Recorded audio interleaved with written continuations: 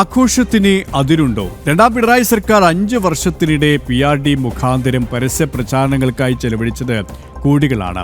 2021 മുതൽ നിയമസഭാ തെരഞ്ഞെടുപ്പിന് മുമ്പ് വരെ 203 കോടി രൂപയാണ് സർക്കാരിന്റെ മുഖമിനുക്കാനായി പൊതുഖജനാവിൽ നിന്നും എടുത്തത്. സംസ്ഥാനം കടുത്ത സാമ്പത്തിക പ്രതിസന്ധിയിലായപ്പോഴും ധൂർത്തിനെ ഒട്ടും വരുത്തിയിട്ടില്ല എന്നും ഈ കണക്കുകൾ വ്യക്തം. ജനം ബ്രേക്കിംഗ്.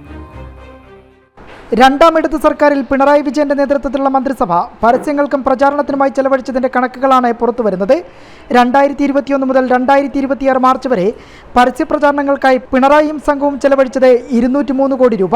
സർക്കാരിന്റെ അവസാന വർഷത്തിൽ മാത്രം ഖജനാവിനുണ്ടായത് 150 കോടി രൂപയുടെ നഷ്ടം.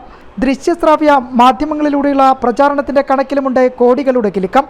PRD വഴി ഇലക്ട്രോണിക്സ് മാധ്യമങ്ങളിലൂടെയുള്ള പ്രചാരണത്തിനായി 2022-2023 കാലയളവിൽ 7 കോടി 12 ലക്ഷം രൂപയും 2021 18 കോടി രൂപയ്ക്ക് മുകളിലും പരസ്യ ഇനത്തിൽ ചെലവഴിച്ചിരുന്നു. കൂറ്റൻ ഹോൾഡിംഗ് ബോർഡുകളിലെ പരസ്യപ്രചാരണത്തിനായി ഏറ്റവും കൂടുതൽ തുക ചെലവഴിച്ചതാകട്ടെ ഭരണത്തിന്റെ അവസാന കാലത്തുമാണ്. 58.56 കോടി രൂപ. തീർന്നില്ല. ഈ ഇനത്തിൽ 5 വർഷത്തെ PR ഇടപാടുകളുടെ കണക്കുകൾ പരിശോധിച്ചാൽ ധൂർത്ത് 100 കോടിക്ക് മുകളിലുമാണ്. ടെൻഡർ നോൺ ടെൻഡർ പരസ്യപ്രചാരണത്തിനായി 54.91 കോടി രൂപയും സർക്കാർ ഖജനാവിൽ നിന്ന് നഷ്ടപ്പെടുത്തിയിട്ടുണ്ട്. സർക്കാർ കടുത്ത സാമ്പത്തിക പ്രതിസന്ധി നേരിടുന്ന സമയത്തിനും ധൂർത്തിനെ ഒട്ടും കുറവില്ലായിരുന്നുവെന്നും കണക്കുകൾ റിപ്പോർട്ട് ചെയ്യുന്നു. സർക്കാരിൻ്റെ 4ാം വാർഷികാഘോഷ പ്രചാരണത്തിനായി 25.91 കോടി രൂപയായിരുന്നു അനുവദിച്ചത്. ആ ഫണ്ടും മുഴുവനായി പൊടിപൊടിച്ചു. കിഫ്ബി ഫണ്ടും പ്രചാരണ പ്രവർത്തനങ്ങൾക്കായി ഉപയോഗിച്ചെന്നും റിപ്പോർട്ടുകൾ വ്യക്തമാക്കുന്നു.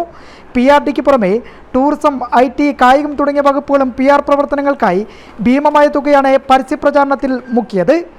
ജനം, തിരുവനന്തപുരം.